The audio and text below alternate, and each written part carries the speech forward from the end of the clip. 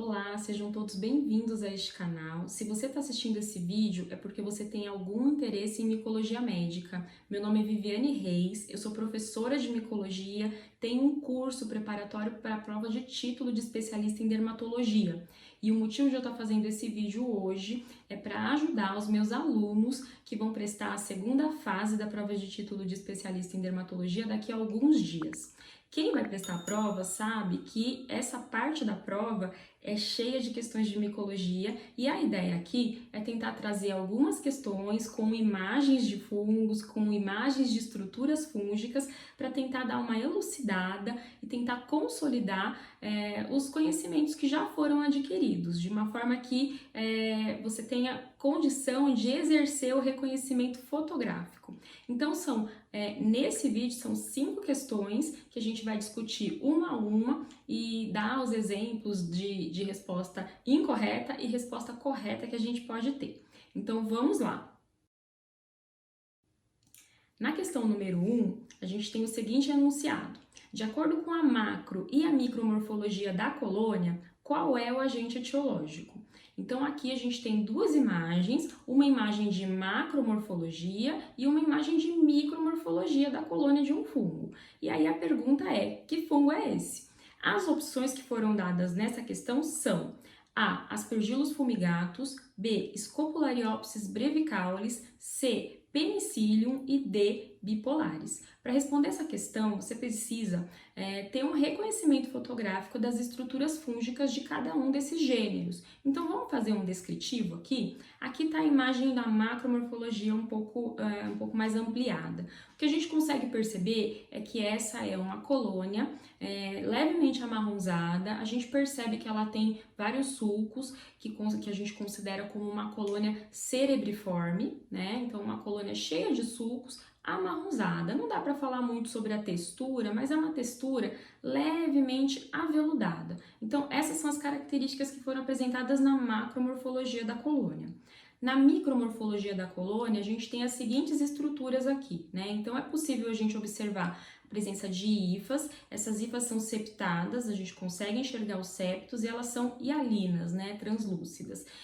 Outra estrutura que dá pra gente observar aqui, olha, é que a gente tem uma célula conidiogênica. Então, a partir dessa célula conidiogênica, é possível observar a presença de conídeos. Esses conídeos são mais ou menos arredondados, né? A gente percebe que ele tem uma base estreita, uma base reta, desculpe, e aí uma pontinha mais arredondada, e eles formam cadeias, né? Cadeias até que longas. É possível observar também nesse conídeo que ele tem uma parede celular espessa. A gente consegue enxergar aqui, ó, um halo clarinho, né? Então, a ideia para responder essa questão é realmente observar essas características, né, e perceber que tipo de agente etiológico nós temos aqui.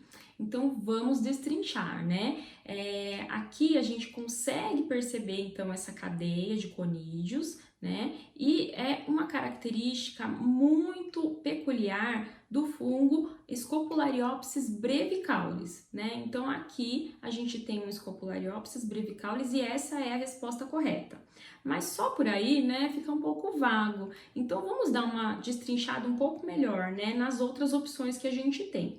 Então a primeira opção era Aspergillus fumigatus. E aí a gente tem que lembrar do arranjo microscópico do Aspergillus. Primeiro ponto é que geralmente as colônias do Aspergillus, né, em geral, essas colônias têm um tom mais ou menos esverdeado, né? E a gente tem até uma colônia que é amarronzada do Aspergillus, que é o Aspergillus terreus. Tá? Mas a microscopia do Aspergillus é bem diferente da microscopia do Scopulariopsis. Então aqui a gente tem um arranjo bem característico de Aspergillus, onde a gente consegue ver um conidióforo. Na ponta do conidióforo é possível observar então uma vesícula e na superfície da vesícula, né, a gente tem as células conidiogênicas. Os conídeos, eles são minúsculos, né, bem pequenininhos, a gente tem alguns conídeos aqui. Então esse é o arranjo do Aspergillus, tá?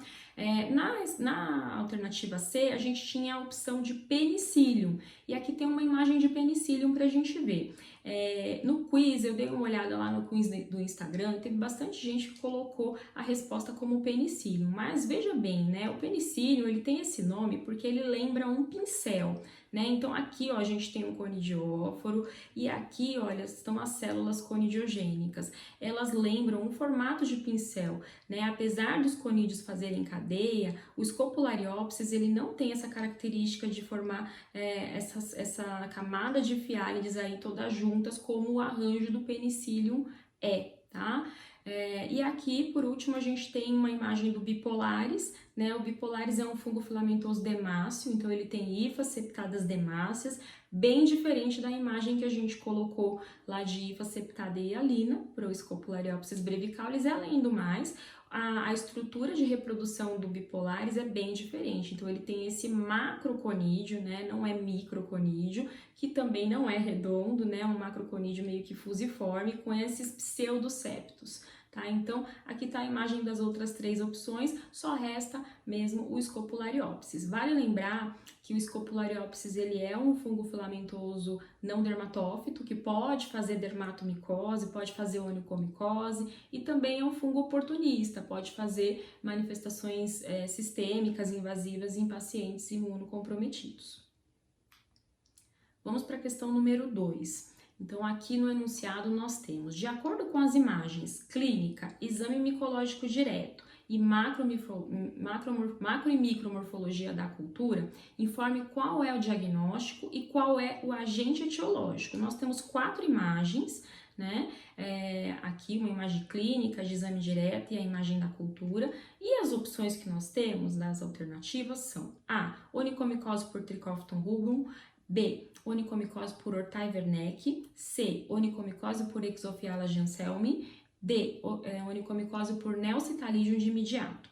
Então, a gente viu que em todas as opções tem aí o termo onicomicose, e realmente a imagem de clínica, né, a imagem clínica mostra aí pra gente um dedo, né, a unha, com uma onicólise, né, uma cromonique aqui amarelado, então a gente tem um descolamento da lâmina ungueal, aqui também um descolamento, a gente percebe então uma lâmina ungueal aí esbranquiçada, provavelmente uma hiperqueratose, e tudo isso é característico do quadro clínico onicomicose, tá? Então até aqui, ok. A segunda imagem é uma imagem de exame micológico direto. Então, é uma imagem do raspado, né, do material obtido a partir dessa unha, e a gente tem aqui, então, a presença de hifas, né, então é possível observar esses filamentos septados aqui, né, a gente não tem muito uma característica de melanização, então não dá para observar se é uma hifa melanizada nessa imagem, né, mas a gente consegue afirmar que temos, então, um fungo filamentoso pelo achado de hifas. Na verdade, por esse achado de exame micológico direto, não é possível inferir qual é o nome do agente etiológico. A única coisa que dá para confirmar é que realmente que naquela unha a gente tem uma micose, tá? Aí pode até chamar a atenção um pouco nessa imagem essa estrutura que a gente está vendo aqui. Isso aqui nada mais é do que uma bolha de ar que se firmou na hora da preparação da lâmina. Então é um artefato, não temos interesse nenhum em fazer essa descrição. A terceira imagem é a imagem da macromorfologia da colônia. E aí o que a gente consegue observar é uma placa, né, com uma colônia de um fungo filamentoso. A gente percebe uma textura de colônia bem algodonosa. Essa colônia, ela tem uma coloração meio acinzentada, uma colônia escura, que é um indicativo, né, pelo esse aspecto de macromorfologia, de ser um fungo demáceo. E na micromorfologia a gente tem exatamente essa confirmação de que temos realmente um fungo demáceo. Para conseguir caracterizar esse agente etiológico, a gente precisa destrinchar, né, e detalhar um pouquinho o que é observado nessa microscopia da colônia.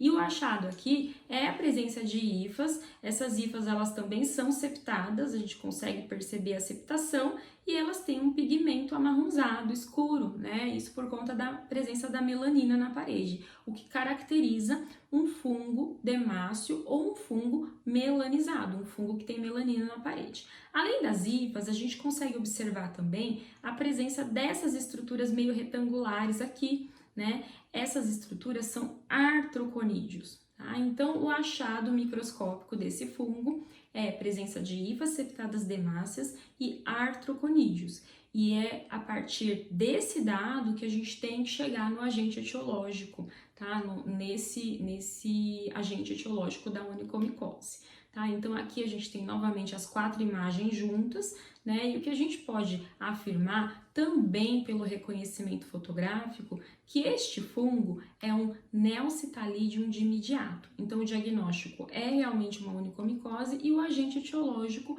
é o Nellcitalidium de imediato. Aqui também só para a gente fechar e excluir as outras possibilidades. A primeira opção era onicomicose por Trichophyton rubrum. Então veja bem, né, o Trichophyton rubrum ele é realmente o principal agente de onicomicose no Brasil e no mundo, né, é um fungo dermatófito hialino, um fungo filamentoso hialino, e esse aqui é o arranjo microscópico do Trichophyton rubrum. Então só para a gente lembrar, né, o Trichophyton rubrum ele é aquele fungo que tem as hifas septadas hialinas e microconídeos em formato de lágrima. Esses microconídeos são todos mais ou menos do mesmo tamanho e eles têm aquele formato de lágrima, né? Então, lá na nossa imagem de microscopia, a gente não viu esse arranjo, né? Vimos hifas septadas demáceas e artroconídeos. Aqui a gente tem a hifa hialina e os microconídeos em formato de lágrima. E outro fator importante para a gente excluir o T. rubrum é a macromorfologia da colônia. O T. rubrum é aquele famoso fungo que tem o reverso rubro, por isso o nome do fungo, né? E a gente viu nas nossas imagens que a colônia era bem escura. Então a gente exclui onicomicose por T. rubrum. A segunda opção era a onicomicose por Ortai Werneck. Ortai Werneck é um fungo que faz a nossa famosa tinha negra, né? Um assunto recorrente nas provas de título. E a micromorfologia da Ortai Werneck mostra a presença desses conídeos bicelulares, o conídeo que tem um formato parecido com uma cápsula, né? Com esse septo aqui, com uma quantidade de melanina até que meio que exagerada. Então, realmente não tem uma característica parecida com o Nellcitalidium de imediato pela formação desses conídeos bicelulares, né, em formato de cápsula. O terceiro fungo era uma Exophiala janselmi, que também não tem muita característica parecida com o Nellcitalidium de imediato. Aqui eu tenho um esquema da Exophiala janselmi e é também um fungo demáceo, né? Aqui a gente tem a célula conidiogênica e a formação dos conídeos em aglomerados na ponta da célula conidiogênica. Então aqui a gente percebe que não tem artroconídeo e essa também não é uma característica que o Nellcitalidium vai formar. Então, para responder essa questão, é necessário ter um reconhecimento fotográfico do Nellcitalidium de imediato. Você já tem que ter estudado esse fungo previamente, tem que lembrar das estruturas de todos esses outros agentes para realmente descartar a possibilidade de ser qualquer um desses outros agentes. Tá? Então, uma chave aí para a prova de título, para a segunda fase da prova de título, é realmente ter o reconhecimento fotográfico das estruturas fúngicas que são dos fungos que são os mais comuns causadores de micoses, principalmente dentro do contexto da dermatologia. Vamos para a questão número 3. A microcultura do fungo apresentado na figura é de qual agente? Então aqui ele está falando que nós temos a micromorfologia da colônia de um fungo, né? E aqui, então a pergunta é: que fungo é esse? As opções são Trichophyton rubrum, Microsporum gypsum, Epidermophyton flocoso e Trichophyton schonlein. Todas essas 4 opções são de fungos filamentosos dermatófitos. Então vamos observar aqui a nossa imagem desse fungo, né? Quais são as estruturas que a gente consegue observar? Então veja bem que nós temos aí uma grande quantidade de hifas. Essas hifas são septadas hialinas, né? Então a gente tem hifas septadas hialinas e a presença dessas estruturas aqui que nós chamamos de macroconídeos, né? Então, a gente, para conseguir classificar este fungo, precisamos observar qual é o formato desse macroconídeo. E esse macroconídeo, ele tem uma base estreita, né? Uma base que é mais estreita e uma ponta mais larga e arredondada, com um aspecto, né, parecido, um conídeo que parece uma clava. E a gente chama exatamente de macroconídeo clavado ou macroconídeo claviforme. Então, vai ser necessário, né, para você conseguir responder essa questão corretamente, vai ser necessário ter um reconhecimento fotográfico dos dermatófitos e lembrar qual é o dermatófito que faz, né, macroconídeo clavado. Então, esse dermatófito é o Epidermophyton flocosum, né? Essa é a resposta correta. Vamos ver, então, aqui quais são as outras opções e por que que elas não são definitivamente o epidermófiton flocoso. Tá? Então, na primeira opção, a gente tem o terrubrum, já falamos do terrubrum, ele tem microconídeos em formato de lágrima, a gente não viu ali microconídeo, a gente só viu macroconídeo clavado. A segunda opção era Microsporum gypsum. O Microsporum gypsum é um fungo que tem macroconídeo, mas esses macroconídeos, eles são fusiformes, né? Então ele tem ali as duas pontinhas mais afiladas, né? Um tanto quanto arredondada, e também a gente consegue perceber aí uma grande quantidade de células. Em geral, ele vai ter até 6 células, mas ele tem esse macroconídeo clavado, e a gente faz uma analogia, né, de observação desse macroconídeo do Microsporum gypsum, que ele lembra um charuto. Tá? Então essa é a característica do Microsporum gypsum, não parece com o fungo que nós temos na nossa imagem lá da questão.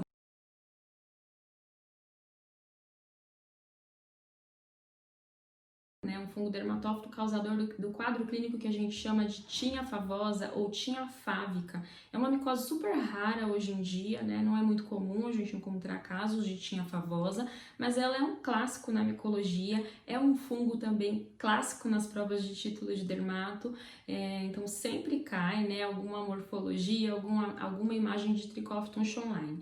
E na microscopia do Trichophyton schonlein a gente tem aí uma estrutura, né, bastante interessante, que na verdade ele não forma conídeos, a gente só tem as hifas septadas e alinas, e essas hifas elas se ramificam de uma forma que lembra um candelabro, né? Então a estrutura, esse tipo de estrutura aqui a gente acaba denominando de candelabro fávico. Então é uma estrutura ramificada e nas pontas a hifa se alarga um pouco mais, tá? Então definitivamente não tem nada a ver com aquele macroconídeo clavado do epidermófiton flocoso. Então a resposta correta aqui nesse caso é epidermófiton flocoso. Mais uma vez, é reconhecimento fotográfico. A gente precisa lembrar, né, quais são as estruturas pertinentes para cada um desses agentes. A quarta questão também mostra uma imagem de microscopia e o enunciado diz o seguinte: assinale a alternativa que contém o descritivo correto da imagem abaixo. Então, na verdade, o que está sendo perguntado é quais são as estruturas observadas nessa imagem. Então, na letra A, a gente tem blastoconídeos, pseudohifas e clamidoconídeos. Na letra B, a gente tem hifas septadas e alinas. Na letra C, a gente tem hifas cenocíticas. E na letra D, a gente tem pseudohifas e blastoconídeos. Então, vamos olhar essa imagem aí com um pouquinho mais de detalhe, né? Então, o que a gente consegue perceber aqui nessa imagem é que nós temos um filamento. A pergunta é, esse filamento é uma pseudohifa ou uma hifa verdadeira? Né? Então, uma forma de diferenciar uma pseudohifa de uma hifa verdadeira é observar entre os septos, né? Observar o septo e verificar se tem algum tipo de constrição ali no filamento, porque a hifa verdadeira, ela é um filamento contínuo, enquanto que a pseudohifa, ela tem essa constrição que a gente está observando aqui nos septos. Então, aqui o que nós temos é a presença de pseudohifas, tá? Então, nós temos aqui duas grandes pseudohifas, tá? E aí com algumas ramificações. Além da pseudohifa, a gente consegue observar a presença do que nós chamamos de blastoconídeos. Blastoconídeo é a unidade estrutural das leveduras, né? Então aqui a gente tem um monte de blastoconídeos espalhados na imagem, né? Blastoconídeos fazendo brotamento, inclusive, como esse que a gente está vendo aqui. Tá? Além dos blastoconídeos, a gente tem mais estruturas, né, aqui arredondadas, geralmente localizadas aí com uma maior frequência no ápice, né, na pontinha da pseudohifa. O nome dessa estrutura é clamidoconídeo. O clamidoconídeo ele é caracterizado por ser uma forma aí arredondada e ele tem essa parede espessa também, tá? Então, o achado nessa estrutura é presença de blastoconídeo, pseudohifa e clamidoconídeo. E aí a gente conseguiu chegar na resposta. Vamos ver o porquê que não são as outras opções, né? Então, o arranjo de hifa septada e alina, como eu acabei de falar, né? Você tem o filamento contínuo, né? Então, entre uma célula e outra da hifa verdadeira, você tem um filamento que é contínuo, o septo não forma a constrição entre uma célula e outra. Então, isso aqui é uma hifa verdadeira. A hifa cenocítica, por sua vez, é uma hifa que não apresenta septos, né? Ou que a gente não consegue enxergar os septos com muita nitidez ou com muita frequência. Na verdade, os septos ficam tão longe um do outro que a gente quase não vai enxergar um septo ali na lâmina microscópica. Então, hifa senocítica é uma hifa que não tem septo e também não tem nada a ver com a imagem que a gente viu.